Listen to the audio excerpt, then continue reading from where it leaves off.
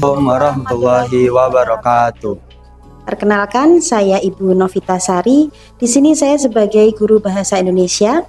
Saya bersama Rafingo Loyo Putra dari kelas TPU 3. Nah, kali ini kita akan membahas tentang preposisi dan afiksasi. Apakah kalian pernah mempelajari tentang afiksasi dan preposisi? Kalau belum, mari kita belajar bersama. Yang pertama adalah preposisi atau sering kita kenal dengan kata depan. Preposisi adalah suatu kata yang biasa diletakkan di depan nomina. Nah, kali ini kita akan membahas preposisi di, ke, dan dari. Walaupun memang ada banyak jenis preposisi yang ada. Nah, penggunaan preposisi di, ke, dan dari ditulis dengan memisahkan preposisi dengan kata yang mengikutinya. Biasanya preposisi menunjukkan tempat sehingga penulisannya dipisah. Silahkan Igo diberikan contohnya. Contohnya ada di pasar, di sekolah, dan ke timur dari lapangan. Oke, betul sekali. Nah, karena menunjukkan tempat sehingga tulisannya wajib dipisah. Karena banyak sekali terdapat kesalahan berbahasa dalam penulisan yang kita jumpai di luar sana, entah mungkin bahasa tulis di WA ataupun di karya tulis. Selanjutnya kita akan membahas afiksasi atau imbuhan. Nah, afiksasi adalah proses pembentukan kata dengan cara memberikan imbuhan pada kata dasar. Kata dasar sendiri adalah kata yang utuh, dasar dan belum mengalami proses apapun, entah itu reduplikasi ataupun afiksasi. Untuk jenisnya sendiri, afiksasi itu banyak, Rafingo. Banyak sekali.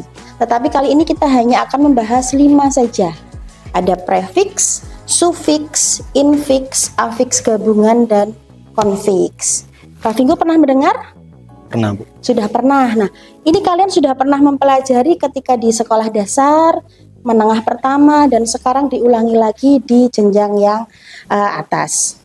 Untuk yang pertama adalah prefiks atau sering kita kenal dengan kata awalan.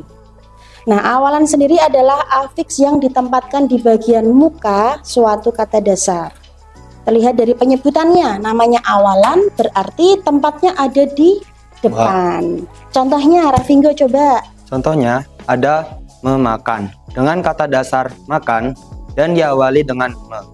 Dan ada lagi dengan digabung dengan kata dasar gabung dan diawali di. Oke, betul sekali. Ada lagi contoh, Rafingo. Pemakan berasal dari kata dasar apa? Makan. Ya, awalannya? Pe. Oke, betul sekali. Selanjutnya adalah sufiks atau kita kenal dengan akhiran. Akhiran sendiri adalah afiks yang ditempatkan di bagian belakang kata dasar. Jadi ada rumusnya. Kalau yang prefiks tadi ada imbuhan, kemudian ada kata dasar. Kalau sufiks sendiri ada kata dasar, kemudian dilanjutkan imbuhan. Contohnya, Rafingo, silahkan. Contohnya seperti minuman. Kata dasarnya adalah minum dan diakhiri dengan an. Bisa juga jualkan dengan kata dasar jual dan diakhiri dengan kan. Oke, bagus sekali. Sampai sini paham ya, Rafingo? Siap, paham, Bu. Ya, harapannya sobat belajar semua juga paham. Berikutnya adalah infiks, yaitu sisipan.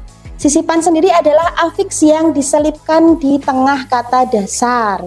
Jadi ada afiks atau imbuhan yang letaknya itu di tengah-tengah. Jadi tidak hanya di awal, tidak hanya di akhir, di tengah pun juga ada. Contohnya apa, Rafingo? Contohnya seperti sinambung dengan kata dasar sambung dan disisipkan oleh in. Ya, betul sekali. Ada kata gemetar berasal dari kata dasar getar ya, dan disisipkan em. Oke, betul. Ada banyak sekali ya kata-kata yang itu terlihat sepele, tapi ternyata kalau kita analisis lebih lanjut itu agak sedikit sulit. Ya, selanjutnya ada afiks gabungan. Nah, afiks gabungan ini adalah kesatuan afiks yang secara terpisah pembentukannya. Contohnya, kata menjualkan. Jadi ada awalan, ada kata dasar, ada lagi akhiran. Nah, apabila itu dipisah, itu kita golongkan ke dalam afiks gabungan. Misalkan nih, awalan dan kata dasar, kemudian kata dasar dan akhiran kita pisah. Apabila salah satu katanya itu bisa masuk ke dalam sebuah kalimat, itu kita sebut afiks gabungan. Nanti berbeda lagi dengan konfiks.